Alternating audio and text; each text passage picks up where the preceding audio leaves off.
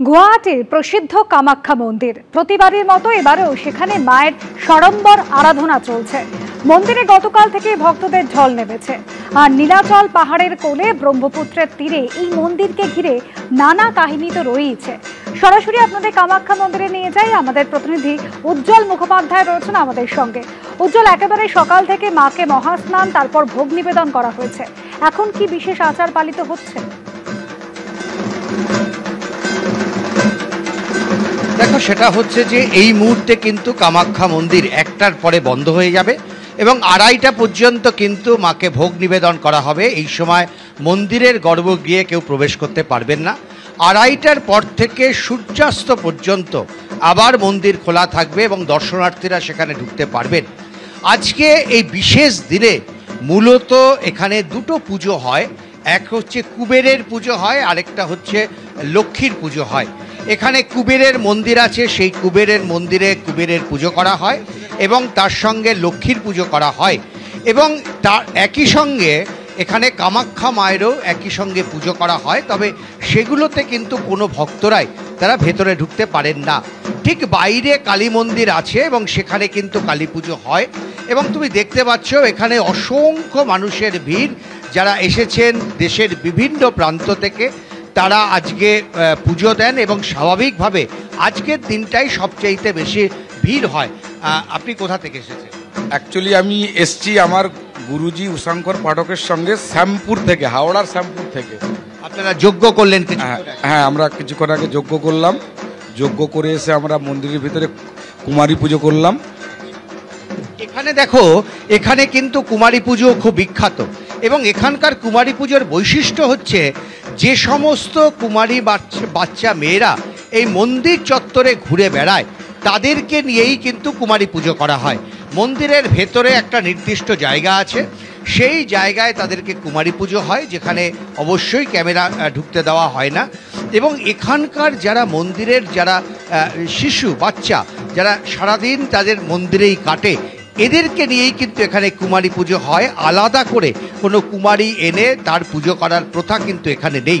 দেখো, কামাখ্যা মন্দিরকে বলা হয় তান্ত্রিক মন্দির, অর্থাৎ তন্ত্র সাধনা যারা করেন তারা কিন্তু বছরের পর বছর এই কামাখ্যা মন্দিরে বসে থাকেন এবং এই যে মন্দিরের ঠিক পেছনে তন্ত্র সাধনার জায়গা আছে, যেখানে তান্ত্রিক পুরুষরা আসেন এবং তাদের কাছে আজকের দিনটা কিন্তু আরেকটা বিশেষ দিন। এই কারণে যে তন্ত্র সাধকরা এই আজকের দিনে তারা 3 দিন ধরে তাদের তন্ত্র সাধনা চলে এবং অমাবস্যা শুরু হওয়ার পর থেকে কিন্তু সেই তন্ত্র সাধনা শুরু হয়।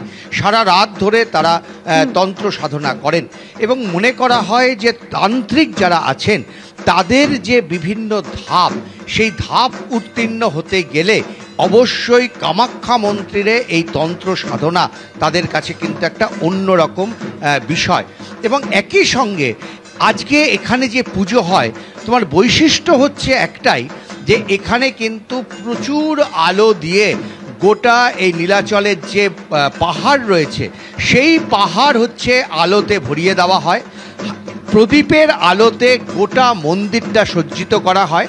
সন্ধ্যের সময় অবশ্যই আমরা সেই ছবি দেখাবো যে হাজার হাজার প্রদীপ একসঙ্গে জ্বলে ওঠে গোটা অঞ্চল জুড়ে এবং সেখানে দাঁড়িয়ে পুজোর কিন্তু একটাই মন্ত্র, একটাই উচ্চারণ, অন্ধকার দূর হোক, আলোর উৎস সন্ধানে চলা হোক। কামাখ্যা মন্দিরে যারাই পুজো দেন তাদের কাছে এই একটা মন্ত্রই বারবার উচ্চারিত হয়, তা হচ্ছে আলোর সন্ধানে সামনের দিকে এগিয়ে যাওয়া, অন্ধকার দূর করে সামনের দিকে এগোনো।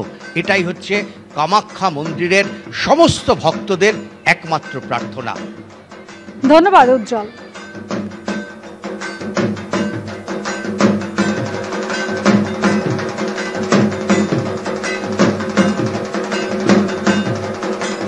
একই সঙ্গে নৈহাটির বড়মা মন্দির প্রসিদ্ধ, এই মন্দিরে মায়ের আরতি চলছে।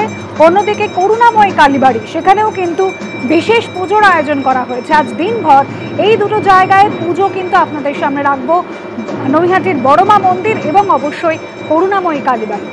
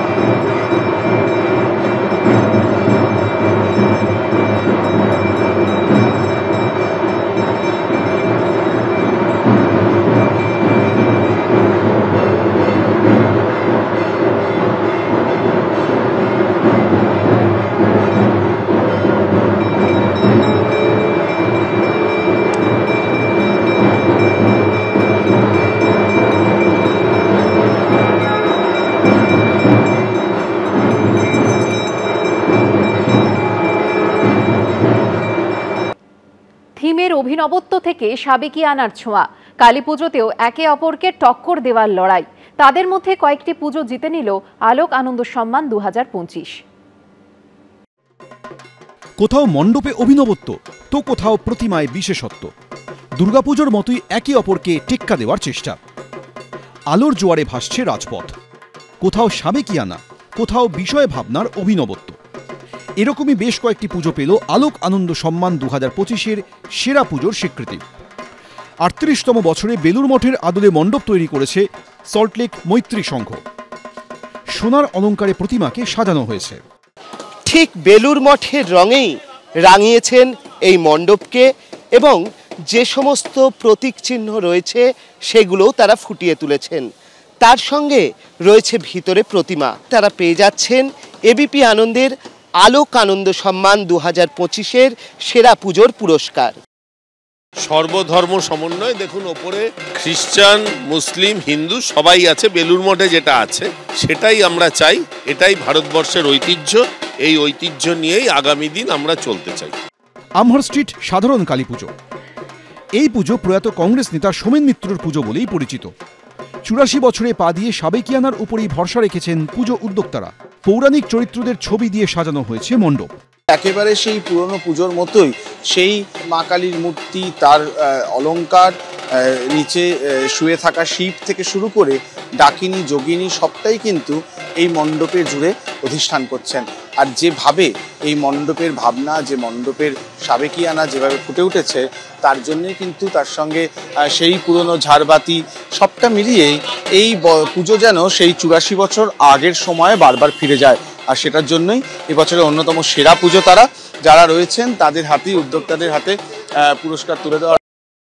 এই পুজো উত্তরোত্তর তার শ্রীবৃদ্ধি করবে।